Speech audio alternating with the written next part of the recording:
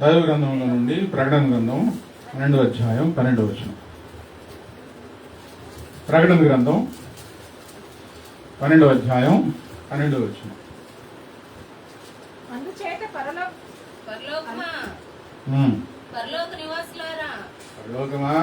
నివాసులారా ఉత్సాహించుడి. భూమి సముద్రమా మీకు శ్రమ. అపవాది తనకు సమయం కొంచెమే అని తెలుసుకొని బహుక్రోధము గలవాడై మీ వద్దకు దిగి వచ్చి ఉన్నాడని చెప్పాను. ఇక్కడ రెండు విషయాలు. పరలోక నివాసులారా ఉత్సహించుడి. పరలోక నివాసులారా అంటే పరలోకానికి సంబంధించిన జీవితం జీవించే వారికి ఉత్సాహము, సంతోషం. భూమి సముద్రమా మీకు శ్రమ అంటే భూ సంబంధమైన జీవితం జీవించే వారికి శ్రమ. దేవుని ఎందు విశ్వాసం ఉంచి ఈ ఆత్మీయ జీవితంలో మనం పైనున్న వాటినే వెతకుచు మన మనస్సును పైనున్న వాటి మీదనే పెట్టుకొని ఆ జీవితం ఇక్కడ జీవించాలి. వారికి సంతోషం, ఉత్సాహం. భూమి సముద్రమా మీకు శ్రమ. భూ సంబంధమైన జీవితం జీవించే వారికి ఖచ్చితంగా తీరని శ్రమ కలుగుతుంది. ఇకంతే. భూ సంబంధమైన జీవితం వదిలిపెట్టాలి బాప్తిసం తీసుకున్న తర్వాత. పరలోకం కోసం ఆతృత పడాలి. పరలోక రాజ్య సంబంధులుగా జీవించాలి. పరలోకమే అంతఃపురం చేరాలనేనా తాపత్రయం. పరలోకమేనా అంతఃపురం చేరాలనేనా తాపత్రయం.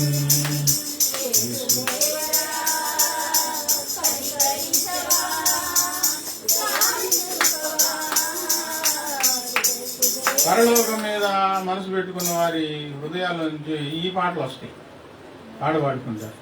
అక్కడ ఉండాలని ఆశపడుతూ ఉంటారు. మనం బాప్తిసం తీసుకొని చిల్లర మల్లరుగా ఏదో అలా వెళ్ళాలి రావాలి అని ప్రభువు నమ్ముకున్నామని చెప్పుకోవడం కాదు. పరలోక సంబంధమైన జీవితం దేవదూతల వలె ఇక్కడ జీవిస్తే వారికి ఏం కలుగుతుంది?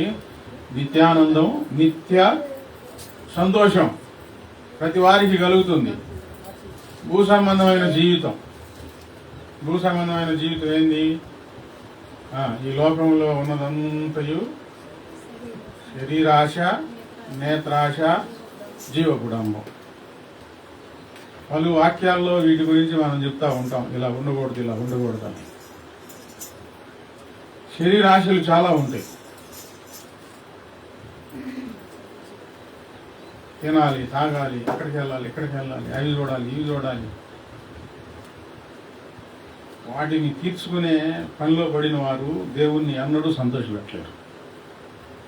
శరీర కోరికలను చంపుకోమని రాయబడింది. చంపండి, ఆత్మచేత శరీర క్రియలను చంపండి. ఒకటి చిన్న సందర్భం చెప్తున్నా. పెద్ద పాపాలు కాదు. ప్రభు నమ్మిన వారు పెద్ద పాపాలు కాదులే కానీ కనిపించని పాపాలు చేస్తారు. ఎక్కడైనా ఫంక్షన్ జరుగుతుంది, బంధువులు పిలిచారు, అది శుభ సందర్భం. ఇక్కడేమో ప్రభు ఆత్మీయేమో నువ్వు ప్రార్థనలో ఉండు, సంఘంలో కలిసి ఉండు, సంఘంలోనే ఉండని ప్రభు ఆత్మ ప్రేరేపిస్తూ ఉంటారు. ఈ మనసులో అక్కడికి వెళ్ళాలి, అందరినీ చూడాలి, అందరినీ పలకరించాలి.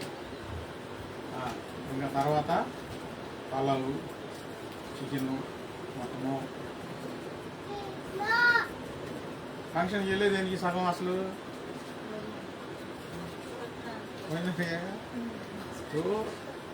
రోజు వండుకునే భోజనమే, కానీ ఫంక్షన్ అనగానే దాంట్లో ఏం స్పెషల్ వచ్చేది.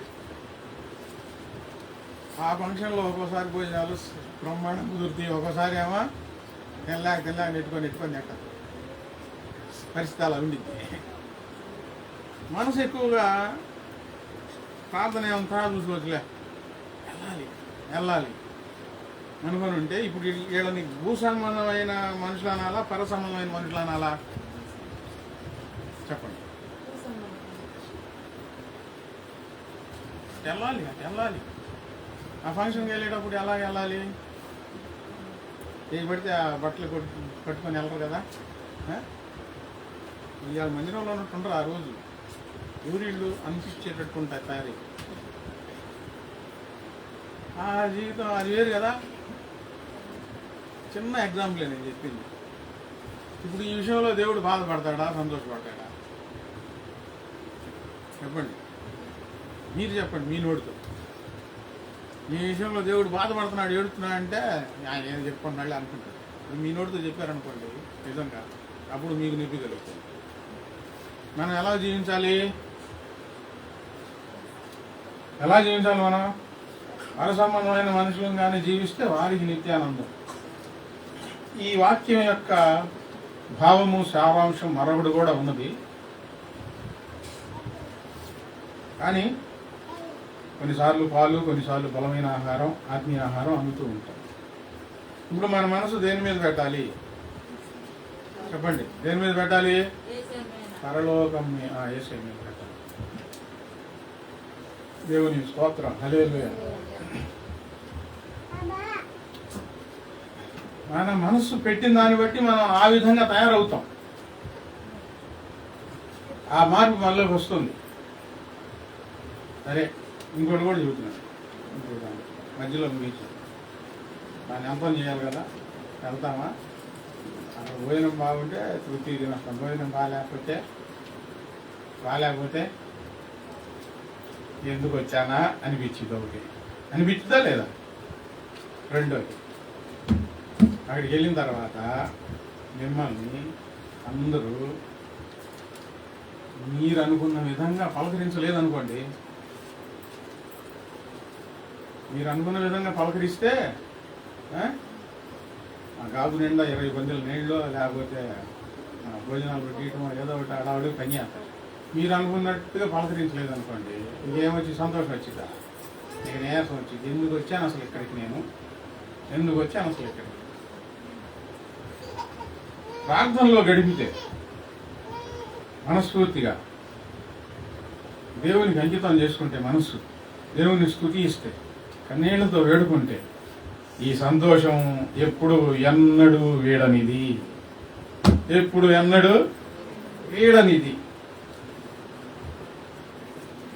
రుచి చూడాలి దేవుని ప్రేమను, దేవుని శక్తిని రుచి చూడాలి. దేవుడు కూడా ఏం కోరుకుంటున్నాడంటే, నీ జీవితంలో, నీ మనసులో, నీ హృదయంలో సంతోషం ఉండాలని ఆయన కోరుకుంటున్నాడు. సంతోషం ఎప్పుడు ఉంటుంది? చేయవలసిన విధముగా, అనుసరించవలసిన విధముగా అనుసరించి నువ్వు చేయవలసిన విధానమైన పనులు చేస్తే అప్పుడు నీ జీవితంలో దేవుడు ఇచ్చే సంతోషం నిలిచి ఉంటుంది. లేకపోతే తృప్తి ఉండదు జీవితంలో ఖచ్చితంగా. తర్వాత మీకు శ్రమ. అపవాది తనకు సమయము కొంచెమే అని తెలుసుకొని బహు క్రోధము గలవాడై నీ వద్దకు దిగి వచ్చి ఉన్నాడు. ఇక్కడ మీ అనల్లా, నీ వద్దకు దిగి వచ్చి ఉన్నాడు అని ఎందుకు ఏకవచనం ప్రస్తావించారంటే, ప్రత్యేకంగా ఈ వాక్యం చదివేటప్పుడు నీ వద్దకు, మనసులో ఆందోళనలు, భయంకరమైన తుఫానులు, కలవరాలు, గందరగోళాలు కూర్చున్న వాళ్ళందరిలో ఉంటాయా? ఒకళ్ళలో సంతోషం ఉంటుంది, ఒకళ్ళలో కలవరం ఉంటుంది. ఇప్పుడు నీ వద్దకు దిగి వచ్చి ఉన్నాడు అన్నప్పుడు ఎవరికి వారుగా ఈ వాక్యం తగులుతుందన్నమాట. కాలం కొంచెమే అని అపవాదికి బాగా తెలుసు, సాతానుకు. సమయం గురించి ఇక్కడ ప్రకటన గ్రంథంలో మాట్లాడుతున్నారు. ఈ మాట ఇప్పుడు చెప్పారంటే 2026 సంవత్సరాల క్రితం అయింది. ఈ లేఖనాలు రాసినప్పుడు ప్రమాదం ఆయన దర్శనం కలిగినప్పుడు అప్పుడే ఏమని ప్రస్తావించబడింది? ప్రకటన గ్రంథంలో, పత్రికల్లో, యేసుప్రభు వారి నోట, దైవజనుల నోట, దేవదూతల నోట పలకబడిన మాట, కాలము కొంచెమే. ఎంత? మరింత కొంచెమే. అప్పుడెప్పుడో చెప్తే ఇప్పుడు మనం ఏమనుకోవాలి? సమయం ఉందనుకోవాలా? కొంచెమే అనుకోవాలా? అయిపోయింది అనుకోవాలా?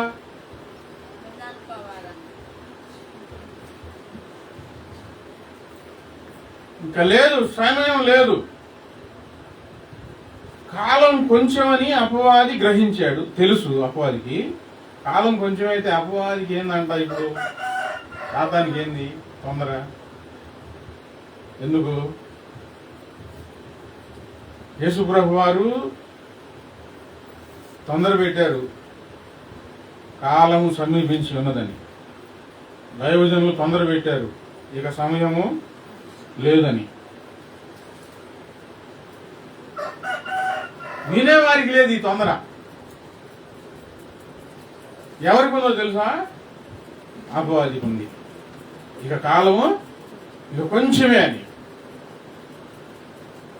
ఎందుకు దానికి తొందర అంటే, దేవుడు దాని కొరకు నిత్య నరకాగ్నిని సిద్ధం చేసి ఉంచాడు.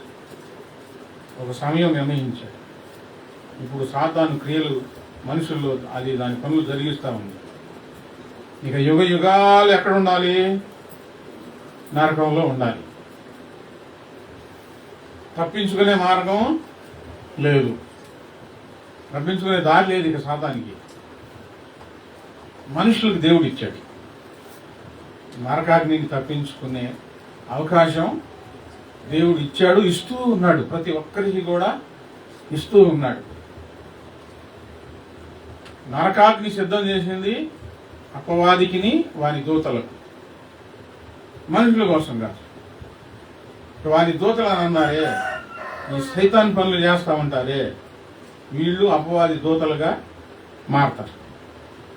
అర్థమైందా? ఇప్పుడు ఇక టైం అయిపోయింది. ఇక తీసుకెళ్ళి ఎక్కడేయాలా? నరకాగ్నిలో పడవేస్తారు. మనుషులకు అవకాశం ఉందిలే కానీ తప్పించుకునే అవకాశం అపవాదికి లేదు. మనుషులకు తప్పించుకునే అవకాశం ఎలా ఉందంటే, అపవాది చేత ప్రేరేపించబడి రకరకాలుగా సైతాను పనులు, దయ్యపు చేష్టలు మనుషులు చేయడం సహజం భూమి మీద. దేవుడు వీరికి అవకాశం ఇస్తున్నాడు మారు మనసు పొందమని. సాతాను ప్రేరేపణకు ఎవరు లోనవుతూ ఉంటారో వాళ్ళలో ఏ పనులు జరుగుతాయి? దయ్యపు పనులు జరుగుతాయి, దేవుని పనులు జరగవు. ఇందాక నేను చెప్పిన ఉపమానంలో అవన్నీ ఉన్నాయి. సందర్భంలో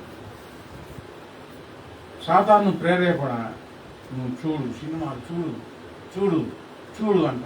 దేవుడు ఏం చెప్తాడు? వద్దు వద్దు వద్దు అంటా ఉంటాడు, మనసులో ప్రేరేపిస్తూ ఉంటాడు. ఈ దుష్ట ప్రేరేపణకు లోనైపోతే సినిమాలు చూస్తూ ఉంటారే. ఇప్పుడు ఏం పనులు జరుగుతున్నాయి లోపల? మనిషిలో దయ్యపు పనులు జరుగుతున్నాయి. ఇప్పుడు ఏం చేయాలి? దయ్యపు పనులు చేసినందుకు అపవాదితో పాటు నిన్ను కూడా నరకంలో పడవేయాలి అని దేవుడు అవకాశం ఇస్తున్నాడు. అలా చేయొద్దు, చేశావు కదా, సరే ఇంకొక అవకాశం ఇస్తున్నా, మరలా చేయొద్దు అని. అది ఎందుకు? నిత్య నరకాగ్ని నుంచి తప్పించడం కోసం. ఈ అవకాశం ఎప్పటి వరకు ఉంటుందంటే, నరకపు ద్వారం దగ్గరికి వెళ్ళేదాకా ఉంటుంది.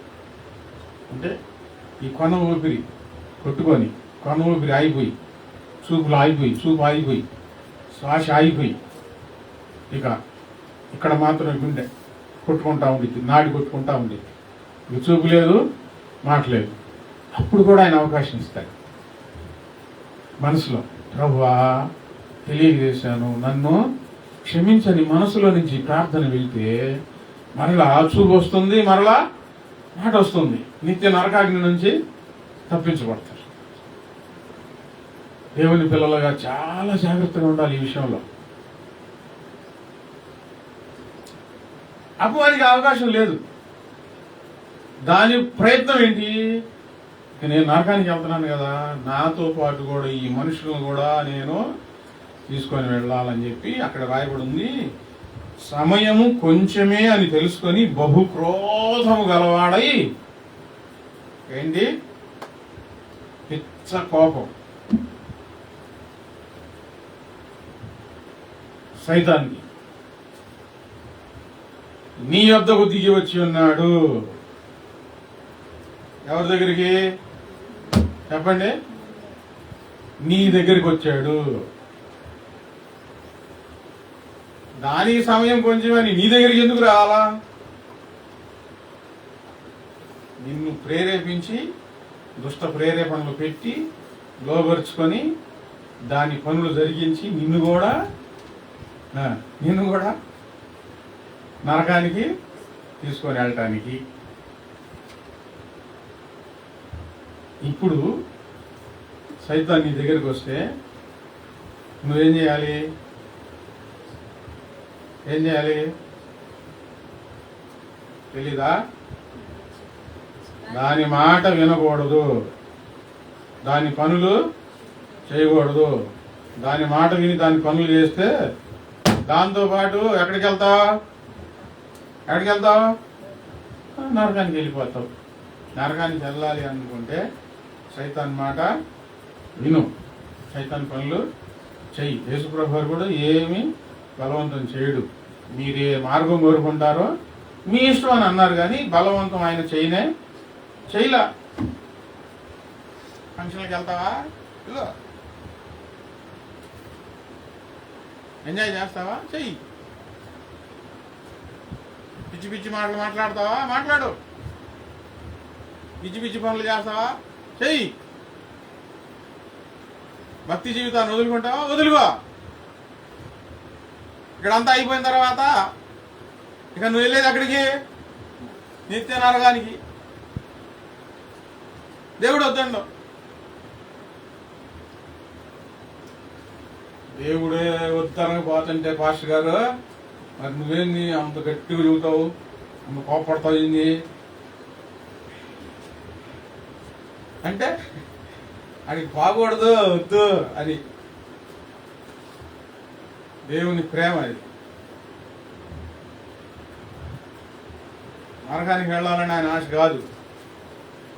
దానికి సమయం కొంచెం అని సాతాను నీ దగ్గరికి వచ్చాడు. నీ దగ్గరికి ఎందుకు వచ్చాడు? ఎందుకు వచ్చాడు నీ దగ్గరికి? అందరి దగ్గరికి వెళ్ళలేడు. ఒకటి బాగా గుర్తుపెట్టుకోండి. హల్లెలూయా.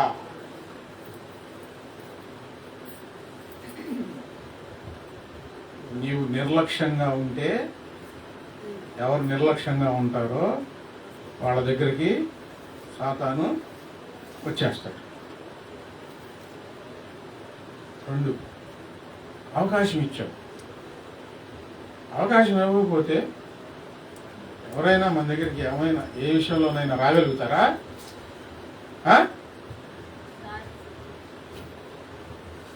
నేను రోజు వాక్యం పెడతా ఉంటాను కదా, చాలా మందికి వెళ్తుంది దేవుని కృప వలన, ప్రార్థన వల్ల 25,000 మందికి వెళ్తుంది. చాలా సంతోషంగా ఉంది. వాళ్ళు హాయ్ అని మెసేజ్ పెట్టారు. నేను అన్నాను. మీరు ఎవరండి, ఎక్కడండి అంటే, నేను ఫలానా తిమోతి పాస్టర్ గారిని కాలేశాను, వాక్యం చూస్తున్నారంటే చూస్తున్నామండి అన్నారు. తర్వాత మీ ఫోటో పెట్టండి అన్నారు. నా ఫోటో ఎందుకు, నా వాట్సాప్ ప్రొఫైల్లో ఏసఐ ఫోటో ఉంది, దాన్ని చూసుకుంటూ కూర్చో అన్నాను. నా ఫోటో ఎందుకు, పాట పెట్టా, పాట ఇన్ను. మీరు మగోళ్ళ ఆడోళ్ళ నేనే అడగల, నాకెందుకు అయింది. పాట పెడితే పాట విని సూపర్గా ఉందండి అని పెట్టారు. సంతోషం, అందరికి పంపించాను అన్నాను. రెండో రోజు కొంచెం ప్రేమతో మాట్లాడండి, గుడ్ మార్నింగ్ చెప్పండి అన్నాను. ఏం ప్రేమతో మాట్లాడాలి నీతో, అసలు నువ్వెవరు, దేవుని ప్రేమ కంటే గొప్పదేముంది అన్నాను. అంతే, నేను వాస్తవంగా చెప్తా ఉన్నాను. ఫోటో పెట్టారు పాపం ఒక అమ్మాయి, ఫోటో పెట్టి నేను బాగున్నానా, నీకు దేవుని గురించి ఏమైనా కావాలంటే చెప్తాను, దేవుని ప్రేమ గురించి చెప్తాను, ఫోన్ చేయండి, నాతో మాట్లాడండి అని అంటే దేవుని ప్రేమ గురించి చెప్తాను, దేవుని గురించి చెప్తాను, నీతో మాట్లాడాల్సిన అవసరం నాకు లేదు అన్నాను. ఆ పెట్టిన మెసేజ్లన్నీ నాకు కనపడకుండా డిలీట్ అయిపోయినాయి.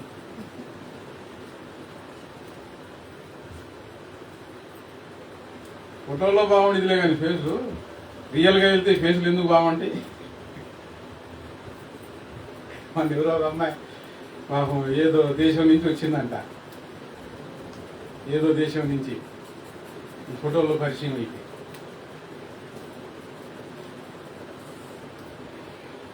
ఈ ఫోటోలో ఉన్న మనిషి ఆడున్నాడని ఎయిర్పోర్ట్లో ఎత్తుకుంటా ఉంటే చేయెత్తున్నాడంట. ఫోటోలో చూస్తుంది నువ్వు కాదు కానంటే నేనే ఫోటోలో పెట్టింది, ఆవిడ మొదలు పెట్టింది, నువ్వు ఇట్టున్నావు ఫోటో ఇస్తుందని చెప్పి. వేరే దేశం నుంచి వచ్చిందంటే ఆ తల్లి కాదు. ఫోన్లు ఆడపిల్లలకి అందుకే ఎక్కువ, ఆడపిల్లల దగ్గర ఎక్కువ ఉండకూడదు. సైతాను ప్రేరేపణ, చెప్పండి ఏంటి? సైతాను ప్రేరేపణ. ఆడపిల్లల దగ్గరైనా మగపిల్లల దగ్గరైనా ఉండకూడదు. చాలా భయానకరమైన పరిస్థితులు జరుగుతున్నాయి. దుష్ట ప్రేరేపణ. ఇప్పుడు అవకాశం ఇవ్వకపోతే అవతల వాళ్ళు ఎందుకు వస్తారు? ఏందండి అనుకుంటే ఇంటి దాకా ఎందుకు వస్తారు?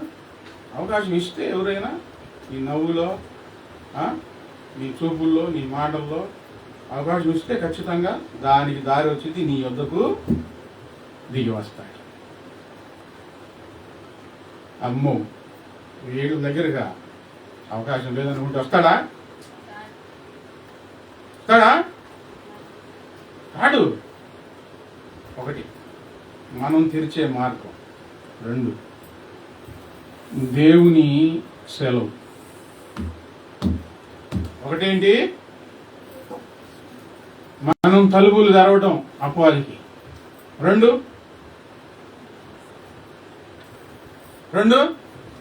దేవుని సెలవు. శోధించు చూద్దాం, వాళ్ళ సంగతి కూడా అర్థమైంది. కానీ దేవుని సెలవు అప్పుడేం అర్థం కాదు. దేవుని దగ్గర కొన్ని సమాధానం ప్రార్థన చేస్తా ఉన్నా, ఏంది ప్రభా ఇదేదో చాలా బాగున్నట్టుంది, నువ్వేం చెబుతావు ప్రభా అని సమాధానం రాదు. నీ నిర్ణయంలో ఉంటుంది, అక్కడ నువ్వు నిలవబట్టంలో ఉంటుంది, గట్టిగా నిలవబట్టంలో. నా వద్దు, వాక్యంలో ఇట్లా ఉంది, నాకు అవసరం లేదు, వాక్యమే ఆధారం. ఏ విషయంలోనైనా, డబ్బు విషయంలోనైనా, సుఖభోగాల విషయంలోనైనా నాకు అవసరం లేదు, నాకు ప్రభు ఉంటే చాలు.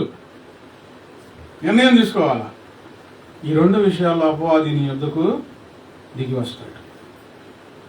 కాలం కొంచెమే అని, ఈ కాలం కొంచెమే అని అపవాది బాగా భయపడుతున్నాడులే కానీ ఎవరికి భయం లేదు,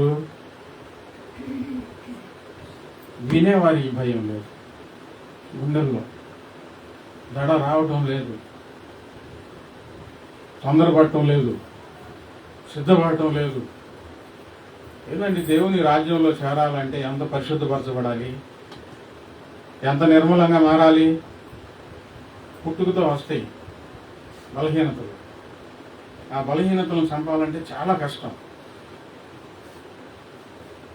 ప్రార్థన ద్వారా, వాక్య పఠనం ద్వారా, మంచి సహవాసం ద్వారా మాత్రమే ఆ బలహీనతలు చనిపోతాయి. ఆ బలహీనతలు.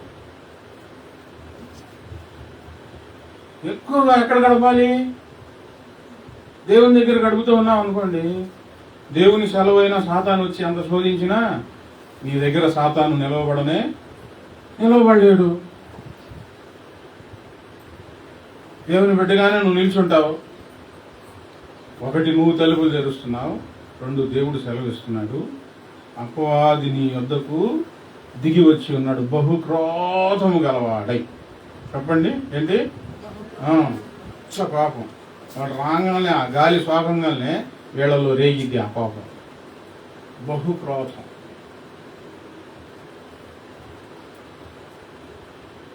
మొదట నీలో భయంకరమైన కోపం చావాలి. అర్థమైందా? పేతురు రాసిన పత్రిక, మొదటి పత్రిక 5వ అధ్యాయం 8వ వచనం.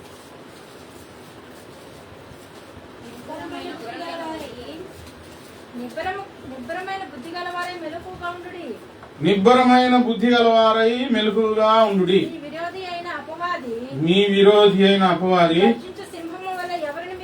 గర్జించు సింహం వలె ఎవరిని మృంగుదునా అని వెదకుచూ తిరుగుతున్నాడు. సైతాన్ ఏం చేస్తున్నాడు? ఇప్పుడు దిగి వచ్చి బహుక్రోధం గలవాడై దిగి వచ్చి ఏం చేస్తున్నాడు? ఎవరిని మృంగుదునా అని వెదకుచూ తిరుగుతున్నాడు, ఎవరు దొరుకుతారా అని. దేవుని సన్నిధానం పోగొట్టుకొని విచ్చలవిడి తనం ఉన్నవారు ఆ అపవాది నోట్లో పడిపోతారు, మింగేస్తారు. ఎలా ఉండాలి? నిబ్బరమైన బుద్ధి గలవారై. చదవండి. నిబ్బరమైన బుద్ధి గలవారై మెలకుగా ఉండాలి. అది మెలకు అవసరం. మెలకు అంటే ఇప్పుడు నిద్రపోతున్నారు అనుకోండి, ఈ వాక్యం చెప్పేది నిద్రపోయే వారికి అర్థమైందా? అర్థం కాదు. అలాగే మన జీవితంలో నిర్లక్ష్యము నిద్ర రెండు ఒకటే.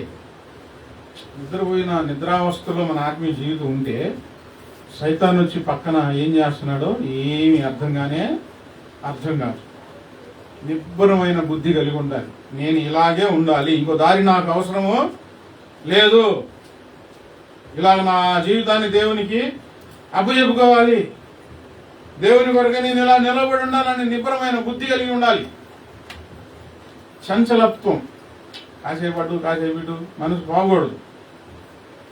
2 పేతురు రాసిన 2వ పత్రిక 3వ అధ్యాయం 14వ వచనం. ప్రియులారా, వీటి కొరకు మీరు కనిపెట్టువారు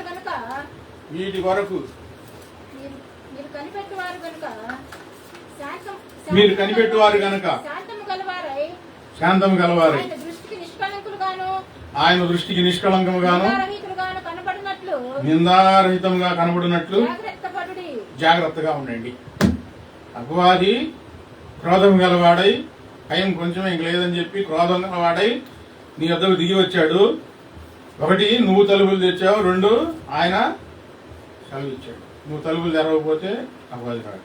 ఇప్పుడు మనం ఏం చేయాలి? నిబ్బరమైన బుద్ధి కలిగి ఉండాలి. 2 మళ్ళా చదువు ఆ వాక్యం.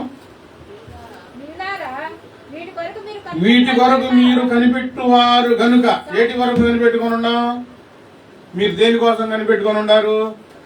యేసు ప్రభు వారిని నమ్ముకొని పరలోకం చేరాలి, ప్రభు ఇచ్చే ప్రతిఫలం పొందాలి, ప్రభు బహుమానాలను నేను పొందాలి, ప్రభు చేత మెప్పు పొందాలి. వీటి కొరకు కనిపెట్టుకున్న వారు కనుక అసలు ఈ ఆశలు ఉన్నాయా? అసలు బాప్తిసం తీసుకొని నేను దేవుని పని చేస్తే దేవుడు నాకు మంచి బహుమానం ఇస్తాడు, దేవుడు నాకు కిరీటం ఇస్తాడు, ఆ పరలోకంలో ఆకలి దప్పికలు ఉండవు, దేవునితో నేను ఉంటాను. ఈ నిరీక్షణ ప్రతి ఒక్కరిలో ఉండాలి. నీలో ఉందా ఈ నిరీక్షణ? ఈ నిరీక్షణ లేకపోతే మొక్కుబడిగా దేవుని దగ్గరికి వచ్చే భక్తి జీవితం మురిగిపోతుంది. మొక్కుబడిగా దేవుని దగ్గరికి వచ్చే వారి భక్తి జీవితం మురిగిపోతుంది. ఈ నిరీక్షణతో రావాలి. మనం నిరీక్షణతో ప్రార్థన చేయాలి. ఈ ఆశతో మనం దేవుని పని చేయాలి. ఈ ఆశ ఉన్న వారికి ఏం చెప్పాల్సిన పని లేదు, వారు తొందరపడతా ఉంటారు. శాంతము గలవారై, క్రోధము కాదు, ఏం కలిగి? శాంతము గలవారై ఆయన దృష్టికి నిష్కలంకముగాను నిందారహితంగా కనబడుటకు మనం జాగ్రత్త పడాలి.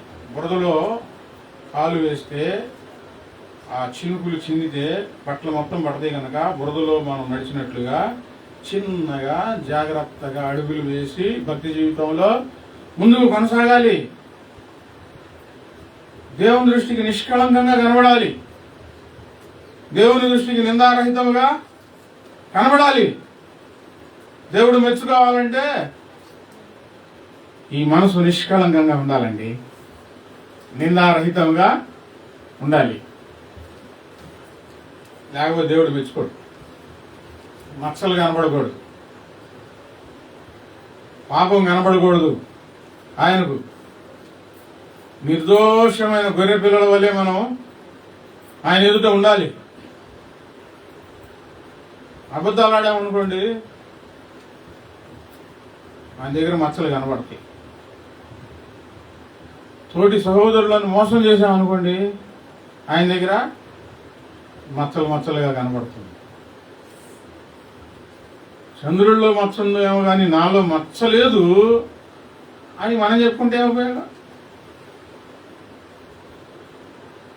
మన జీవితాన్ని ఆయన వెలుగులో మన జీవితం ప్రత్యక్షమైనప్పుడు దాగు మచ్చ కనబడకూడదు. శుభ్రం చేసుకోవాలి ఆయన రక్తంలో. మన క్రియలు సరి చేసుకోవాలి. అప్పుడు మనం నిష్కలంకంగా ఆయన దృష్టికి కనబడతాం, నిందారహితులంగా కనబడతాం.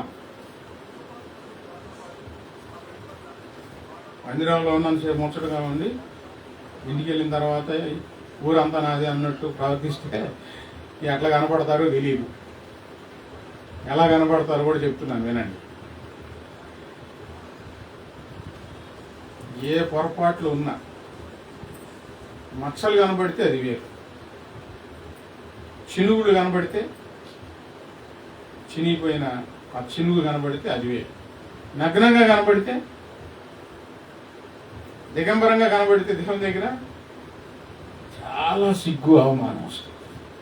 మీ ఆత్మీయ జీవితం శుద్ధమైన వస్త్రాలు ధరించుకున్నట్లుగా, తెల్లని వస్త్రాలు ధరించుకున్నట్లుగా నిగనిగలాడుతూ అలా కనబడాలి. కానీ దిగంబరత్వంగా కనబడ్డావు. ప్రకటన గ్రంథంలో ఉంది ఆ మాట, నువ్వు దిగంబరివని ఎరుగక అని రాయబడి ఉంది. అలా కనబడకూడదు. ఫిబ్రవరి రాసిన పత్రిక 12వ అధ్యాయం 3వ వచనం.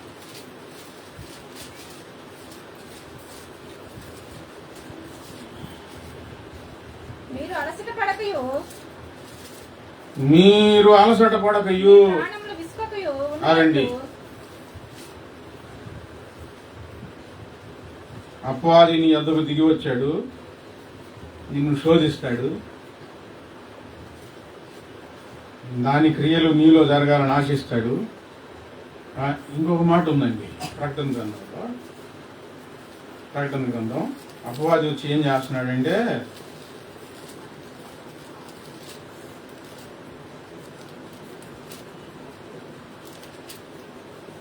ప్రకటన గ్రంథం 2వ అధ్యాయం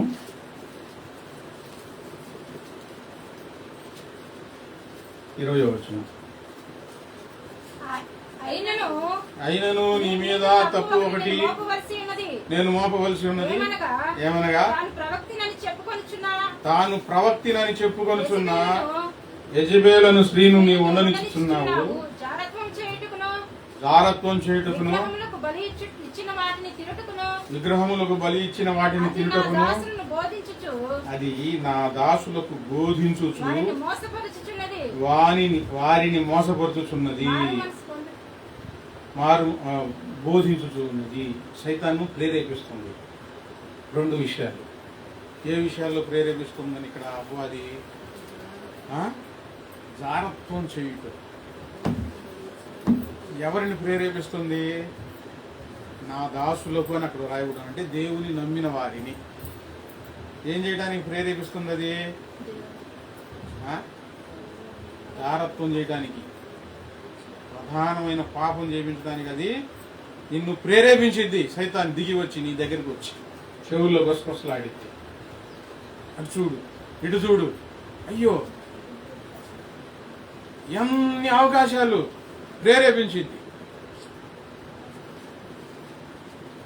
దేవుని నమ్మిన పిల్లలను. రెండోది ఏంది? విగ్రహములకు బలి ఇచ్చిన వాటిని తినుటకు ప్రేరేపించింది. రెండు, ఒక పాపానికి ఒప్పుకోకపోతే రెండో పాపంలో అయినా సరే నిన్ను ముంచిద్ది. ఇప్పుడు వాదులు రాను రాను ఇప్పుడు ఎలాగొచ్చినాయో తెలుసా? పెద్ద పెద్ద స్పీకర్లు. ఆహా, భలే మంచి స్పీకర్ అని పిలువబడుతున్న వారి నోట నుంచే సాతాను చెప్పిస్తూ ఉంది. ఒక ఆయన చెప్తా ఉన్నాడు,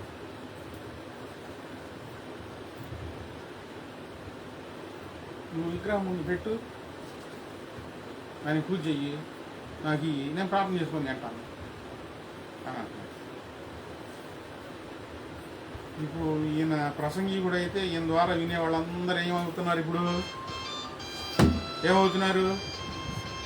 మంచి స్పీకర్ కదా, వాళ్ళందరూ ఈయన మాట వింటారా వినరా? మనకు తెలిసి ఆ విగ్రహాలకు బలి ఇచ్చిన వాటిని పొరపాటున ముట్టుకోకూడదు. ఏమని తినకపోతే ఏమైందండి? గర్వంతో, అహంకారంతో, మూర్ఖత్వంతో తింటే ఎవరి ప్రేరేపణ అది? చక్కగా బైబిల్లో రాసి ఉంది. వద్దు అసలు, నేను తినను. దానికి ఇంకా ఏం చెప్తున్నారంటే, ఇప్పుడు సరుకులు అమ్మే వాళ్ళందరూ మొదట పూజ చేసే ఆ మాట బైబిల్లోనే ఉంది. అంగడి వాని కొట్లోనిది ఏదైనా నువ్వు ప్రార్థించుకొని చేస్తే అది పవిత్రమవుతుందని బైబిల్లోనే రాయించాడు దేవుడు. వాళ్ళు పూజ చేయింది ఏది చేయరు. వాళ్ళు పూజ చేసుకొని వ్యాపారం చేసుకుంటున్నారు, పూజ చేసుకొని వ్యవసాయం చేసుకుంటున్నారు, అది తెలుసు. దానికి మనం ఏం చేయాలి చెప్పండి? ఏం చేయాలి మనం? అమ్మా, ఈ విషయాలు జాగ్రత్త వినండి. ప్రార్థన చేసుకుంటే పవిత్రపరచబడుతుంది. కానీ వాళ్ళు తీసుకెళ్ళి ప్రత్యేకంగా విగ్రహం దగ్గర పెట్టారనుకో, అది అసలు మనం ముట్టుకోకూడదు. అర్థమైంది ఇప్పుడు ఈ విషయంలో? వాళ్ళు చేసేది ఏదైనా అదే. దానికి ఇంకా నేను మీకు ఒక మంచి సంగతి చెప్తా ఉన్నాను. అసలు ఇదంతా ఇస్తున్నది ఎవరు? దేవుడు ఇస్తేనే కదా దానికి వీళ్ళు పూజ చేస్తుంది. దేవుడు ఇవ్వకపోతే పూజ చేసినా ప్రార్థన చేసినా రాదు. మనం ప్రార్థన చేసుకొని పవిత్రపరుచుకొని తినాలి. అన్నం తినేటప్పుడు ఏం చేయాలి? ప్రార్థన చేసుకొని పవిత్రపరుచుకొని తినాలి. అంతే, అయిపోయింది. ఇక్కడ మిగతా ఏమైనా లోపం ఉంటే మనం కావాలని తప్పు చేయలేదు కాబట్టి దేవుడు మనల్ని క్షమిస్తాడు. ఈ విషయం అర్థమైందా? సైతాను ప్రేరేపణ. తిను, ఇంత తిను, ఎంత తిను, ఏమైంది?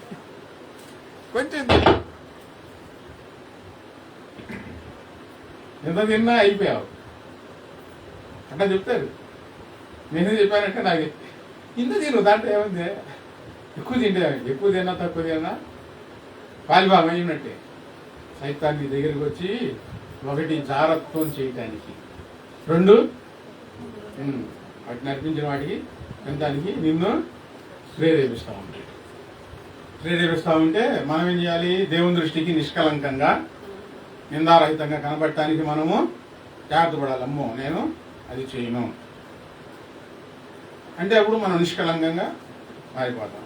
రెండోది ఏంది? పేతురు రాసిన 2వ పత్రిక 3:14 చదువుకున్నా. హెబ్రీయులకు రాసిన 12:3 మీ ప్రాణములు అలసట పడకయు. సైతాన్ని శోధిస్తూ ఉంటే అలసిపోకూడదు. ఆత్మీయ జీవితం అలసిపోయావంటే దొరికిపోతాం. అలసట వచ్చింది.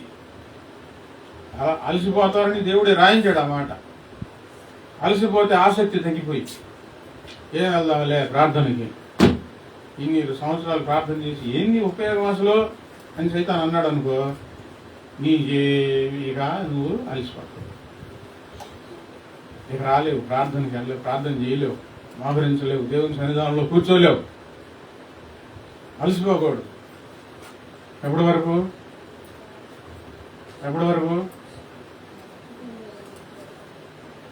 అవసరమైతే పాపకుండా అయినా వెళ్ళాలి. డేవిడ్ బ్రెయినార్డ్ గారి పుస్తకంలో ఆయన నరమాంస భక్షకుల మధ్యకు సేవ కోసం వెళ్తే ప్రతిరోజు వెళ్ళి ఆయన వాళ్ళ భాష ఈయనకి రాదు, ఈయన భాషలో చెప్తుంటే వాళ్ళకి అర్థం కాదు. రోజు వెళ్ళి చెప్తా ఉండేవాడంట. కొంచెం చిన్నగా భాష నేర్చుకుంటా. ఈయన వెళ్ళేటప్పుడు వాళ్ళు రొట్టె వెన్న అవి వాడతారు, మన దేశంలో తక్కువ. అవి ఆహారం అయిపోయి బూజు పట్టిపోయిందంటండి. బూజు పట్టిపోయింది వెన్న రొట్టె ఉంటే ఇక ఆఖరికి అయ్యే తిన్నాడంట ప్రార్థన చేసుకొని. తర్వాత ఆయనకి జ్వరం వచ్చింది. జ్వరం వస్తే అడవిలో 2 కర్రలు పెట్టుకొని గుళ్ళా పెట్టుకొని చెట్లు కొమ్మలు చుట్టుకొని దాంట్లో ఉండి రోజు వాళ్ళ దగ్గరికి వెళ్ళి సేవ చేసి వచ్చి మళ్ళీ ఇక్కడ ఈ గూట్లో కొనుక్కునేవాడు అంట. అంత కష్టమైంది సేవ. ఈయన వాళ్ళకి భాష రాదు, నేను చెప్పేది వాళ్ళకి అర్థం కాదు, వచ్చాను చెప్పాను కదా దేవుడు చూసుకుంటానని చెప్పి ఎన్ని తిరగల. ఆ బూజు పట్టిన రొట్టె వెన్న అయినా తినటానికైనా ఇష్టపడ్డాడు. ఏంది నేను దేవుని సేవకు వస్తే దేవుడు నాకు ఆహారం పంపించలేదని అనుకోలే. అలాగనుకుంటే ఏమొచ్చేది, అలసట వచ్చేది, జ్వరం వచ్చింది. వచ్చండి బాగా పెద్ద జ్వరం వచ్చింది. జ్వరంలో అయ్యో ఈరోజు నేను వాళ్ళకి ఏం చెప్పలేదని చెప్పి పాక్కుంటా వెళ్ళానంటండి. వినబడిందా? అడవిలో జ్వరంలో పాక్కుంటా వెళ్ళాడంట స్వార్థ చెప్పడానికి.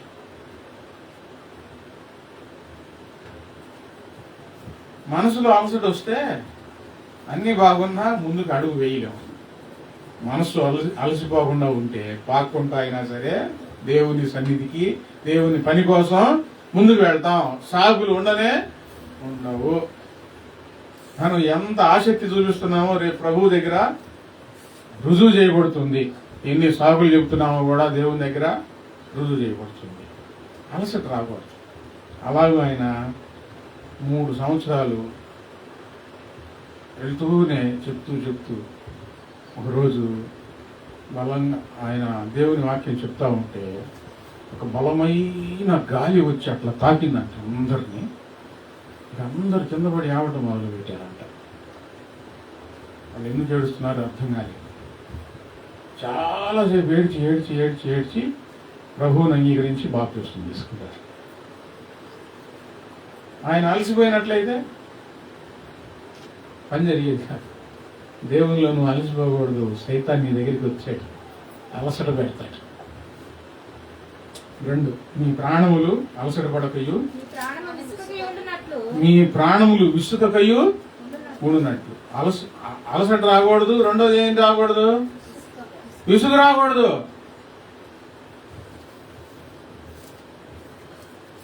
వద్దంటే వచ్చి తీసుకు. ముక్కు మీదే ఉందమ్మా అంటారు. ఏంటది? ఏందంట? పాపం. మరి విసుగు ఎక్కడ ఉంటుంది? పిలవకుండానే. మరి ఏం బట్టలు కట్టుకొని వచ్చిందో అది ఆ విసుగు దగ్గరికి చక్కగా ఆహ్వానించుకుంటారు. విసుగు లోపలికి వచ్చిందనుకో ఇక మామూలుగా ఉండదన్నమాట. కలెక్టర్లు అయిపోతారు. విసుగు రాంగల్ని విసిరేయటం, విసుగుగా సమాధానం చెప్పటం, విసుగు పనులన్నీ చేదరా. ఇంకేం చేద్దాంలే ప్రార్థన, ఇన్ని రోజులు చేయలేదా నేను, నాకు న్యాయం చేశాడు దేవుడు, నేను అంత బాగున్నాను దేవుళ్ళ, అంత చేశాను దేవుడు నాకేం చేశాడు. ఇవన్నీ ఎవరి మాటలు? నీ యొద్దకు వచ్చాడు వాడు, వచ్చి నీకు విసుగు పెట్టాడు. విసుగు పెట్టేసరికి ఏమైంది? నీ ప్రాణం విసిగిపోయింది. మనసున ఉన్న పోరాటాలే భారమైనను అలసట ఎంతో నన్ను వేధించినను, మనసులో ఉన్న పోరాటాలే భారమైనను. అలసట ఎంతో నన్ను వేధించినను, ప్రాణము విసిగి వేసారిన యేసుని చూచుట మానను. ప్రాణము విసిగి వేసారిన యేసుని చూచుట మానను. వెనుదీయక యేసుతో సాగెదను. అందుకే నేను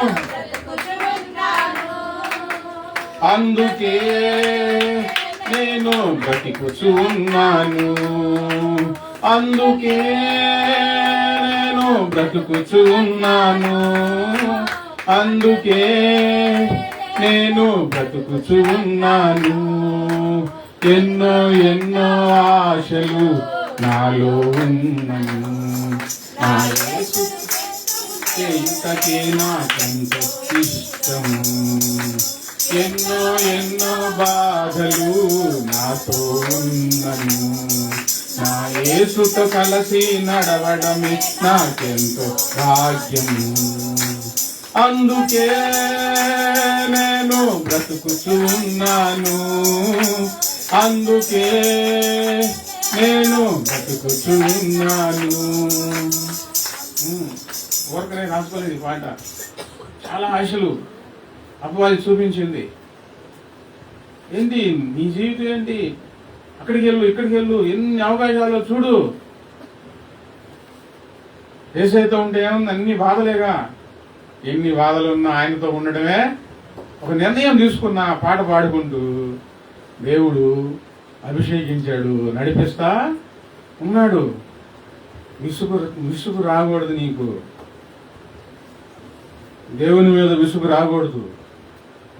విసుగు మహా ప్రమాదం, చాలా ప్రమాదం. ఎంత ఓర్చుకుంటే అంత ధన్యురాలి. లూకా సువార్త 9:62.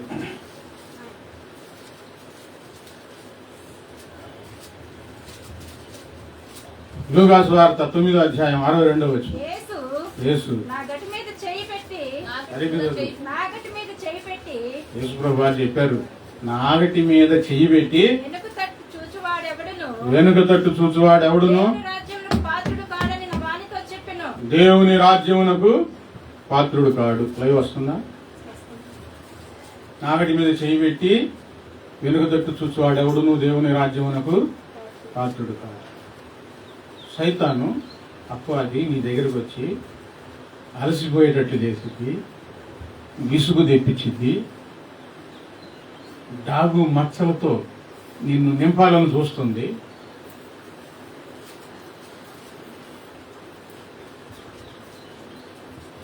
వెనక్కి తిప్పాలని చూస్తుంది. ఆత్మీయ జీవితంలో నాగడి మీద చేయి పెట్టి వెనక్కి తిరిగితే దేవుని రాజ్యంలో చేరలేరు. మీరు ఎన్ని సంవత్సరాల నుంచి ప్రార్థనకు వస్తున్నారు? చాలా సంవత్సరాలు అయినాయి కదా. మీతో పాటు వచ్చిన వారు ఎంతమంది వెనక్కి తిరిగారు? తిరిగారా లేదా? ఎందుకు తిరిగారు? వెనక్కి ఎందుకు వెళ్ళిపోయారు? వెనక్కి ఎందుకు వెళ్ళారు? అపవాది వచ్చింది, వెనక్కి తిప్పింది, ముందుకు నడవలేదు. అపవాది నీ ఎద్దుకు వచ్చాడు, నువ్వు వెనక్కి వెళ్ళకూడదు. అపవాదిని ఎదిరించాలి, ముందుకు సాగాలి దేవునిలో. వెనక్కి వెళ్ళిపోతే పరలోకం కోల్పోయావు. సామెతల గ్రంథం 24:10.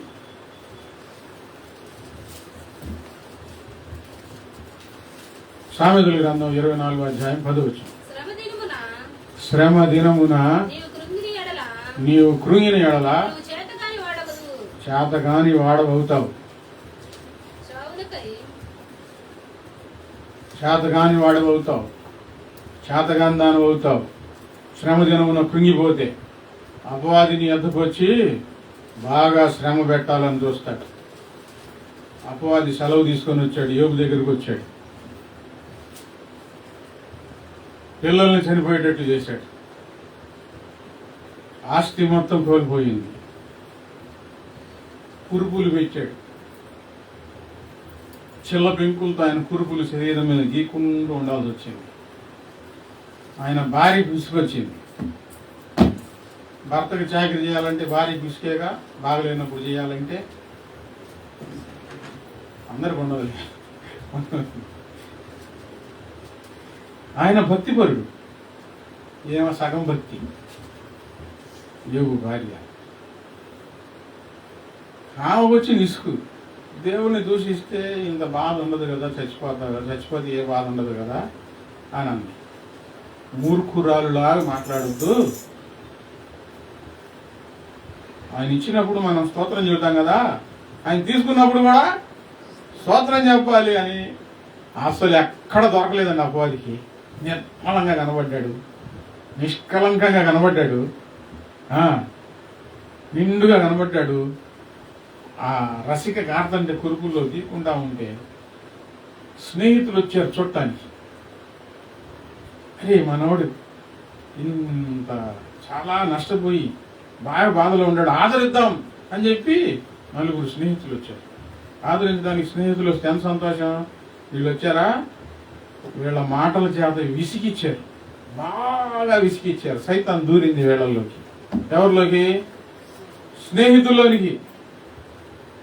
దేవుని చిత్తం, దేవుని సంకల్పం మన పట్ల జరుగుతున్నప్పుడు సైతాన్ ఎవరిలోకి వస్తాడంటే, నువ్వు బాగా ప్రేమించే స్నేహితులు మనుషుల్లోనికి వచ్చి నిన్ను విసిగిస్తూ ఉంటాడు.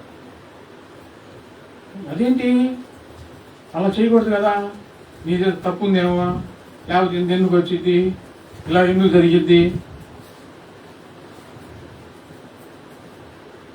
నువ్వు బాగా నమ్మిన వారు ఆ నోట నుండి ఆ మాట వచ్చిందనుకో, నీ ప్రాణం చివుక్కుంది. దేవుడు నాకు ఒకటి చెప్తా ఉన్నాడు, నేను ఆ దారిలో వెళ్తా ఉన్నాను. బాగా తెలిసిన వాడు అంటారు, ఇంట్లో ఏదో ఎందుకు జరుగుతుంది ఇట్లా, యాక్సిడెంట్ ఏంది, ఏంది అని అన్నారు. నేను దేవుని దగ్గర అడిగాను, వీళ్ళు ఈ మాట అంటున్నారు, ఎవరో తెలియని వాళ్ళు అంటే పట్టించుకునేవాడు కాదు ప్రభా, బాగా అభిమానించే వీళ్ళు అంటున్నారయ్యా. ఆయన అన్నారు, నువ్వు యుద్ధంలో ఉన్నావని స్పష్టంగా నేను విన్నానండి. నువ్వు యుద్ధంలో ఉన్నావని ప్రభు చెప్పారు నాకు. యుద్ధంలో ఉన్నానికి అన్ని పోరాటాలేగా. ఇంట్లో చక్కగా ఏసీ వేసుకొని కూర్చొని మటన్లు చికెన్ తినేవాళ్ళకి ఏం పోరాటాలు ఉంటాయండి? ఎప్పుడో తీరితే మందిరానికి వెళ్ళేవాడికి ఏం పోరాటాలు ఉంటాయి? ఎండనక వాననక దేవుని పని కోసం నాకున్న ధనం ఖర్చు పెడుతూ నాకు చేతనైనంత వటికి దేవుని సేవలో ముందుకు వెళ్ళాలని రకరకాలు నేను చేసే ప్రయత్నాల్లో అపవాది అడ్డంకులు వేస్తూ వీళ్ళలో దూరింది. ఎవరిలోకి? నాకు దగ్గరగా నేను అభిమానించే మనుషుల్లో దూరింది.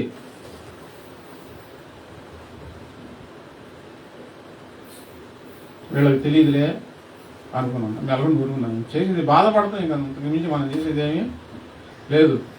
అయితే యోగు గెలిచాడు, 200 ఆశీర్వాదం పొందాడు. మనం చివరి దినాల్లో ఉన్నాం.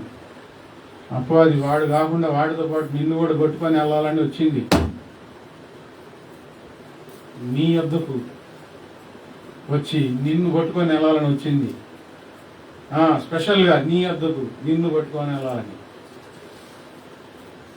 అపవాది పనులు చేసి అపవాదితో పాటు నరకానికి వెళ్తావా? గెలిచి జయించి యేసయ్యతో పరలోకం వెళ్ళడానికి సిద్ధపడతావా? 2 ప్రశ్నలు.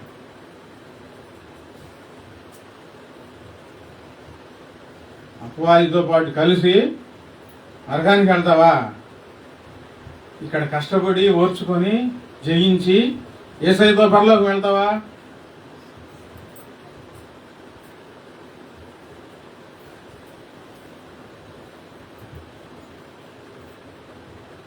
ఈ మాట ఇప్పుడు అడగొద్దు, ఇంకా 2 నెలలు టైమింగ్ పాస్టర్ గారు. చాలా ఆశలు ఉంటాయి. అటు తిరగాలి ఇటు తిరగాలి.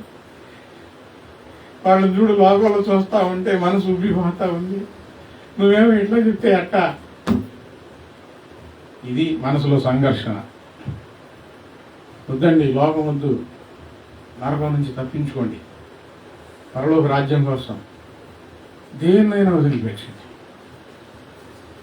వద్దు. అసలు మనకి దేవుని కంటే మించిందా?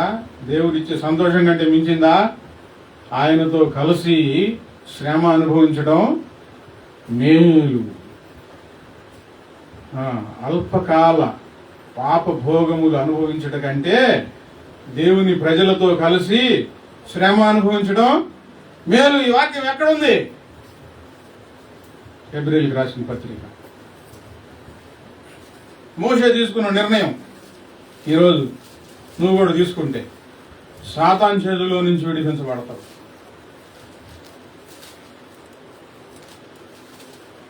అపవాది చేతిలో నుంచి విడిపించబడతావు. మోషే ఏమి నిర్ణయం తీసుకున్నాడు? 11వ అధ్యాయం 24వ వచనం. మోషే పెద్దవాడైనప్పుడు విశ్వాసమును బట్టి ఐగుప్తు ధనము కంటే క్రీస్తు విషయమైన నింద గొప్ప భాగ్యం అని ఎంచుకొని అల్పకాలము పాపభోగం అనుభవించుట కంటే దేవుని ప్రజలతో శ్రమ అనుభవించుట మేలని యోచించి ఫరో యొక్క కుమారుడు అనిపించుకోవడానికి ఆయన ఒప్పుకోలేదు. అల్పకాల పాపభోగం అనుభవించుట కంటే దేవుని ప్రజలతో శ్రమ అనుభవించుట మేలని ఎంచుకొని ఆయన నిర్ణయం తీసుకున్నాడు. కాబట్టి దేవుడు గొప్పగా వాడుకున్నాడు. ఈరోజు నువ్వు కూడా ఒక నిర్ణయం తీసుకోవాలి. ఏ నిర్ణయం? అపవాది పనులు నేను చేయను, దేవుని పనులు నేను చేస్తాను. ఈ అల్పకాల పాప భోగాలు నాకు వద్దు, దేవునితో శ్రమ నాకు కావాలి. మోహరించండి,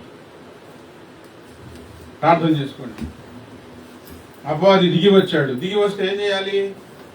కొన్ని విషయాలు, కొన్ని హెచ్చరికలు.